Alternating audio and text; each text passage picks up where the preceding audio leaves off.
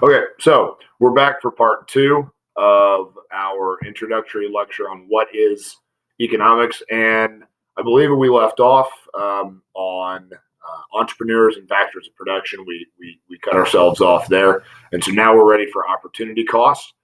Just as a reminder, just make sure that you are filling out your notes, again, hard copy. So we should be on section two, opportunity cost. That's where we'll start today. And then we will finish the rest of this. It should go fairly quickly. Again, I'm going to try to keep it to under 30 minutes. I think I hit right at 30 minutes on the last one. And then we'll be done with our sort of introductory lesson or our introductory lecture. And then tomorrow you guys will have an assignment that you'll put some of this, some of what we've talked about, sort of, you'll have a chance to apply it a little bit. So that's sort of where we're at. So we're going to jump back into it with opportunity costs. And you can see that there. Opportunity cost has everything to do with trade-offs. And you can see, and this is something that most of you will probably intuitively know, is that trade-offs are the act of giving up one benefit in order to gain another greater benefit. And we're going to talk really quickly about sort of the three different levels of trade-offs. And before we do that, though, part B here is very important, because in determining opportunity cost, we're looking at the most desirable alternative given up as the result of a decision. True opportunity cost involves, in some cases, hundreds of different alternatives, right? Especially when we think about our individual opportunity costs that we're going to talk about here in a minute. If I said, hey, you've got $50, what could you do with that $50? Well, there's literally, scores of things that you could do with $50, right? And so what's important here is that we're going to try to limit ourselves to the most desirable alternative. So it's sort of like one of those games of would you rather, and then you give somebody two scenarios. A lot of times when I propose scenarios to you, like on homeworks or quizzes or tests, I'm going to limit us to just two options. And it'll be, if person A chooses this option, what is their opportunity cost? And it very simply is just the other option. So that's very important here. We're going to narrow our scope of opportunity cost for the purposes of this class. So with that said, let's sort of dive back into those trade-offs. And we'll start with sort of the smaller scale, or the micro, and that's individuals. And I used the example just a moment ago of money. If you have $50, what could you do? And you could sit there and you could list off all the different things that you could do with that $50. But like we talked about in the last lecture, economics doesn't have to be about money. It could be about time. If you are in, this is an example that'll be, perhaps poignant to me here, or will be something that I'll have to perhaps grapple with here very soon, is that, if you have an hour, you have time, you've got an hour to kill in a city. What could you do with that hour, right? So it could be time. It could be with your talents. You have the opportunity to go to University A to study business, or you could go to University B to study law, right? So the trade-off is whatever you're giving up, right? So say the previous example, you've got the opportunity to go to one school to study business, or the opportunity to go to another school to study law. If you choose, I'm going to go to this school and study law, your trade-off is I'm giving up going to this other school to study business, right? We can even get this down to even the more micro level. anytime you purchase something, and here again we circle back to money. As hard as I try to keep money out of this, it's going to be darn near impossible, and you're going to see that just in the act of purchasing something, you are giving up opportunity cost, right? And we don't think of it that way oftentimes, but when I go to the gas station and I purchase gas, right, and for me it typically is about $30 to $35 for a fill up, right? When I pay that fee for that gas, right, I'm choosing to give up my money in order to gain the benefit of having gas for my car, right? Now, in that moment, from my perspective, having the gas for my car is a greater benefit than having the money sitting in my bank account, right? And that would be one that would seem pretty obvious, right? Now, there's others and the ones that seem pretty obvious come in the form of needs, right? When you give up something, whether it's money, time, talents, for a need, we tend to think of that as a pretty obvious decision, right? Now, when you're talking about wants, that becomes a little bit more difficult. I may want a new vehicle, right? But is it worth what I'm going to have to give up, right? So that's opportunity costs, with regard to individuals. And again, we see this day in and day out, and a lot of times we don't even really think about it. Businesses, and we're going to go through businesses and governments a little bit quicker because, again, a lot of what we're going to talk about in this course, I'm going to try to focus on you as an individual as you sort of move forward out into the real world. But businesses face trade-offs; they face opportunity costs. We've turned this huge profit, and now what are we going to do with this profit? Do we reinvest it in whatever product we're making, or do we seek to expand our operation and maybe we start producing another product, right? Well, if we decide to continue producing, say it's a pencil factory, right? This pencil factory's made a lot of money. They turned a huge profit. They now have choice of what to do with that profit. And that choice is, well, we could make more pencils, or we could maybe start making pens, right? And if they decide, well, we're going to use that money or that profit to just make more pencils, the opportunity cost is the pens that they could make, right, with that profit. Likewise, if they chose to make pens, if they chose to begin making pens, the trade-off or the opportunity cost would be however many pencils they could have made, right? And there again, governments are the same way. And we're going to see governments here in a minute when we start talking about the PPF curve. But governments do the same thing. Governments in sort of Keynesian economics, that's something we'll talk about way down the road. Governments in a lot of ways act as individuals, right? So when the United States government, makes a decision to spend their money, to budget their money in one particular area, the trade-off is that money's not going to this other area, right? So if you increase your budget for defense, for example, as the United States government has historically done quite a bit over the last 100 years or so, if you choose to increase your defense spending, your opportunity cost is wherever else you maybe should have spent that money, or whatever the next most pressing need is. And that could be a number of different things. Maybe it's infrastructure, maybe it's safety programs, safety net programs, whatever it may be. But that would be an example of a trade-off for governments. So you have opportunity cost. Now, in terms of thinking at the margin, this is the process of whether to do or use an additional use of some resource. And we have to get into a definition of what the margin is. And the margin is defined as the effect of an additional unit on the metric being evaluated. This could be production, it could be consumption, right? And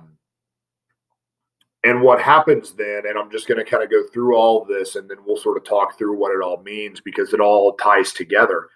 You then have to go into a cost-benefit analysis. And that's the decision-making process in which you compare what you sacrifice by what you gain, or to what you gain through a specific action, right?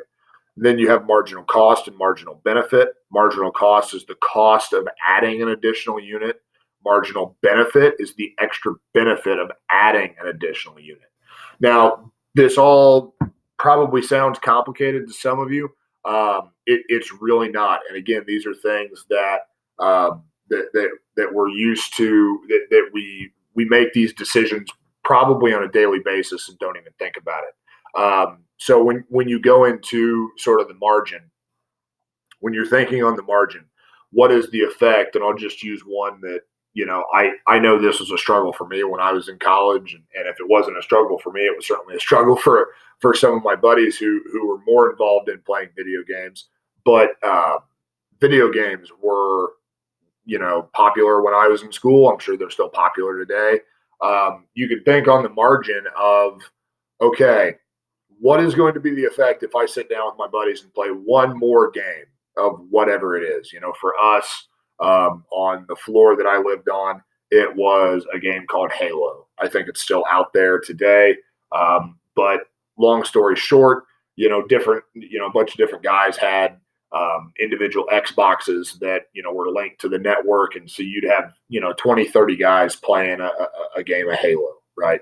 And that game could last anywhere from, 15 to 30 minutes, just depending on how the game goes. So when you think on the margin, you sit there and you look at your watch and you go, okay, I really need to get some homework done, but I also really want to play one more game of Halo. Well, thinking on the margin is the process of sitting there and going, okay, what's the effect going to be if I play one more game? Well, the effect is going to be a loss in production, right? Because that's going to be another 15 to 30 minutes that I'm not going to be able to get any work done. Well, then you go into that cost benefit analysis, right? And this is the process of sitting there and going, okay, the marginal cost is going to be, I'm going to lose as much as 30 minutes of time working on my homework, right? But the benefit, the extra benefit of playing that game is obviously the enjoyment that I get out of playing that game, right? And so you can start getting into some really interesting things about short-term and long-term. Well, short-term, the marginal benefit's going to outweigh the marginal cost, right?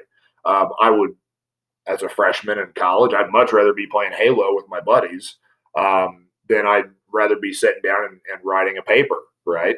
Or reading for class tomorrow. So in the short term, the marginal benefit would seem to outweigh the marginal cost, right? But then when you think longer term, what's it going to be like tomorrow, maybe when I go to class and I haven't done my reading and my professor calls me out, and now all of a sudden I'm embarrassed in front of my classmates. Well, now all of a sudden the marginal cost would seem to outweigh the marginal benefit. And again, this is a process that we go through in a number of different ways across a number of different variables, right? And that's just one, right? But that's thinking on the margin, right? It's a little bit like those of you that are athletes. You think on the margin, how much is an extra half an hour of practice worth it, right? What's the marginal cost? Well, maybe I won't be able to go fishing, or maybe I won't be able to go shopping with my friends, or whatever that may be. That's my marginal cost. My marginal benefit, though, is how much better at my particular craft, whatever it may be, am I going to get through that extra time that's invested. So again, these are things that sound really difficult and really complicated, but they're really not. They're things that we do all the time, and we just really don't think about them in these terms a lot of times, right? Now we get into production possibility curves, okay? And this is, again, I referenced this earlier when I talked about sort of our opportunity cost with regards to governments. And these production possibility curves are sort of a way to evaluate that. You could technically do a production possibility curve with anything. That term production sort of pigeonholes us, though, and we tend to think that means that we have to be making something or we have to be doing something. But it really could be about any decision-making process, especially when when it involves your resources like time or money, or your talents even. There are ways to apply this beyond what we're going to talk about in the context here, right? Um, and the context here is we're really going to be looking at sort of large scale production type questions, right? So um, this is something that really has um, more application towards businesses and towards governments than it does to our individual everyday lives. But again, um, it can sort of trickle down, right? And there's different ways that that can happen. Now, a production possibilities curve, and you should have this on your notes to fill in some blanks, is a graph that shows alternative ways to use an economy's productive resources. And so I'll just kind of pause here for a second and let you get a chance to get that written down. Um, and again, here we're looking at for our definition, we're putting this, we're using that word in economy or that term in economy.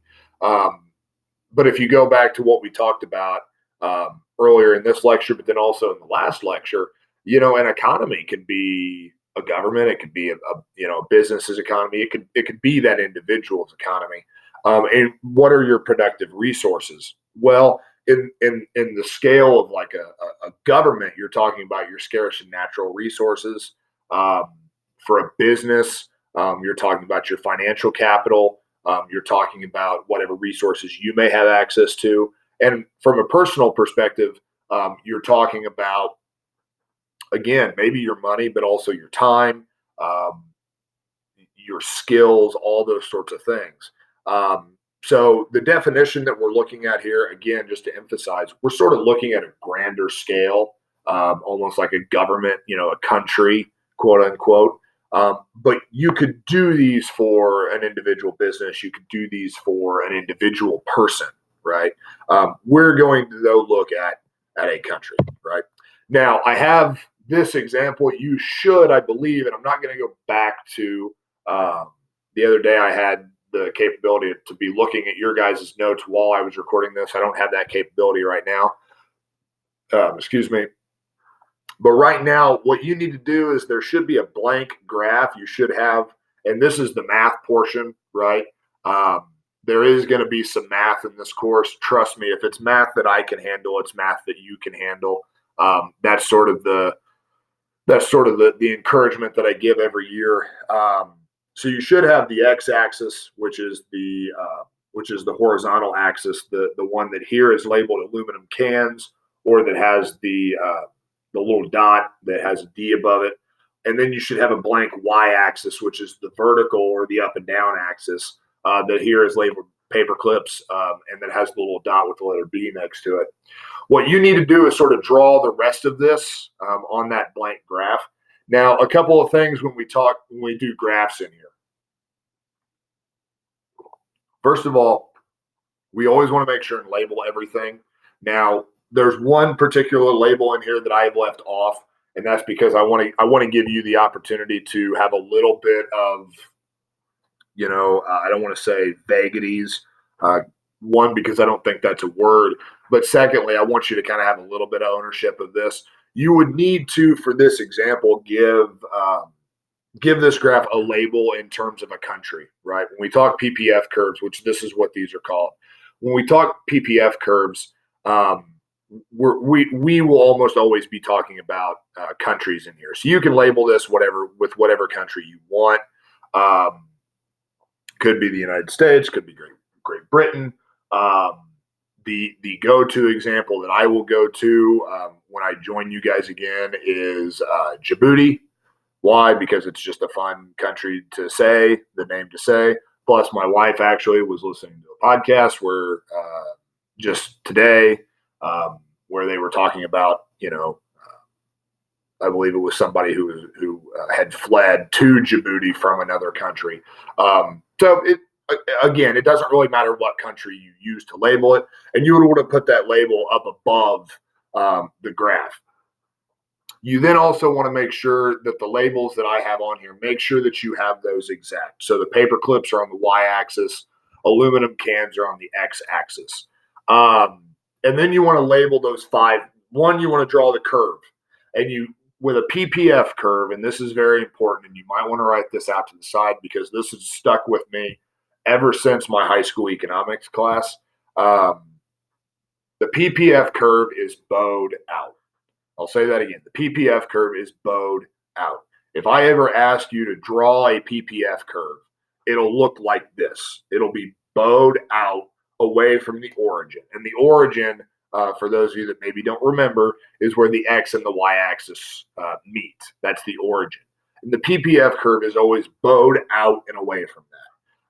I neglected to say this in the first lecture, but one of the things that I always sort of give as encouragement is the stuff that I'm teaching you guys. There's actually two things now that I can add to this.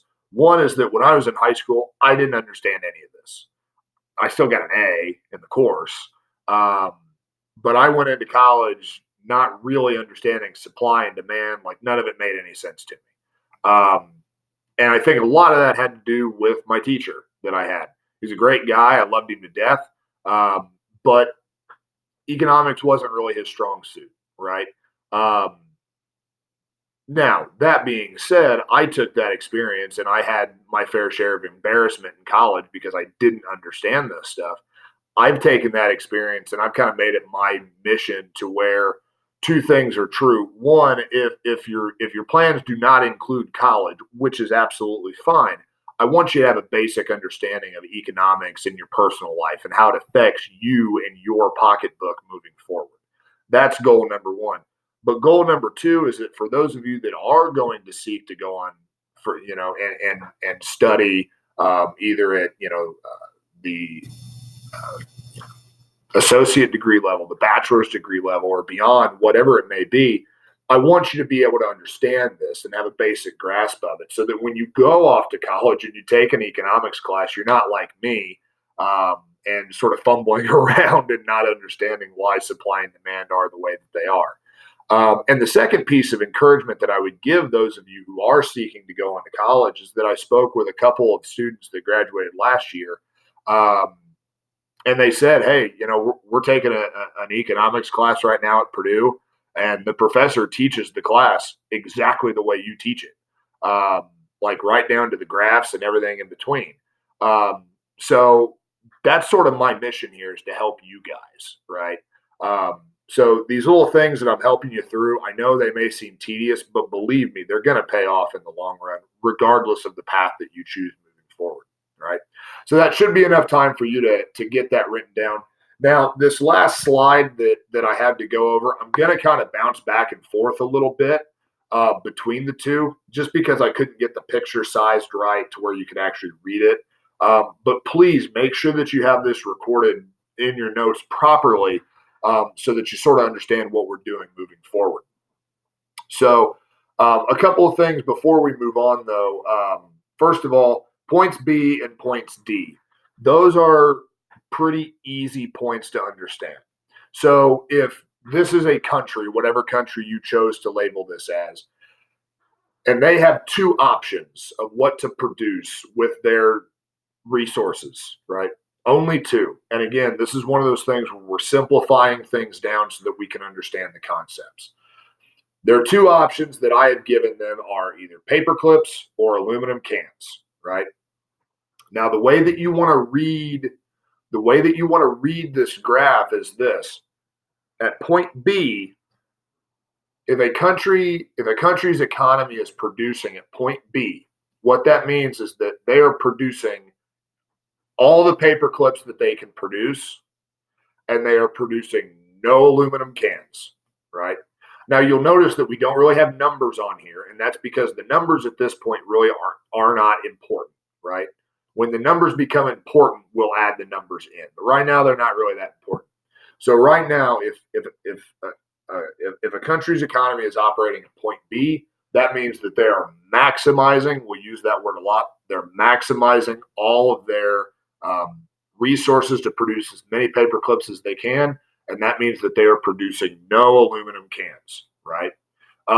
Because once again, that origin point where the X and Y axis cross is 0, 0. Now, Point D is the complete opposite. Point D means that that country's economy is operating in such a way that they are maximizing all of their resources to produce as many aluminum cans as they can, which also means that they are producing no paper clips, right? I hope that that's sort of easy to understand and is fairly intuitive. Now we're going to jump forward and we're going to look at these terms here. Efficiency. Efficiency is the use of resources in such a way as to maximize the output of goods and services, right?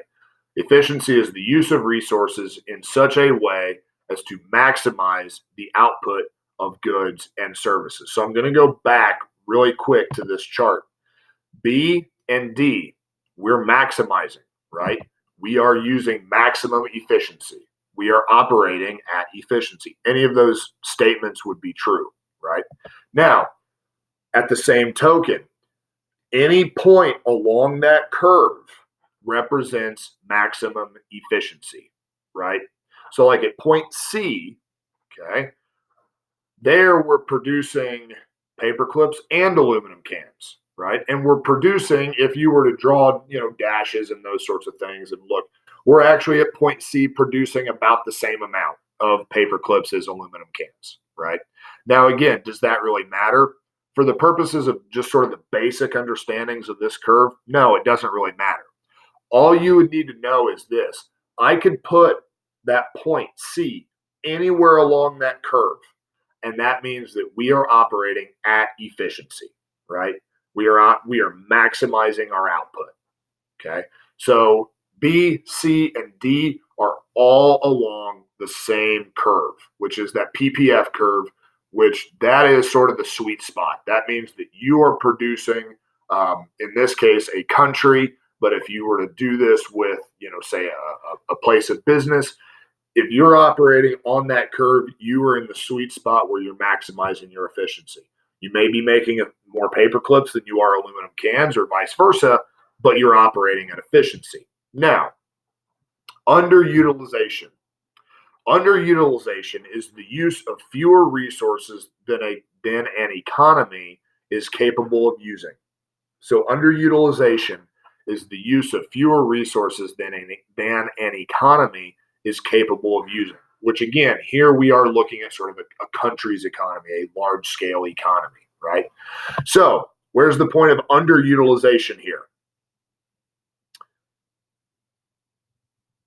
I'm guessing that somebody probably said point A, and if you said point A, you'd be right.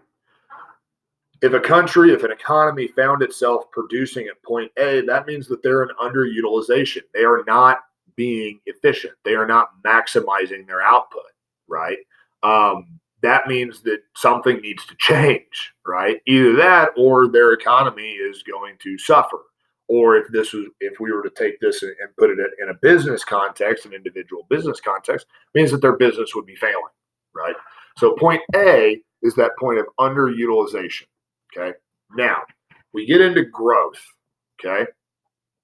And it says there that economies are constantly changing. And so the PPF is actually constantly changing. And this is referred to as growth, right? Now there's a term that's not up here that you'll hear me talk about. It's called overutilization. That would be point E. Point E could also represent growth, right? Overutilization is one of those things that's like not possible, right? It's a term that I was taught when I was in high school and when I was in college. Even it doesn't really exist. Overutilization is not really possible. So if an economy is operating at E at that point, if they're producing that many paper clips and that many aluminum cans, what that means is that economy has grown. Right. So we would need to change this PPF curve, right? We would need to adjust it outward, right? To accommodate now E, okay, point E.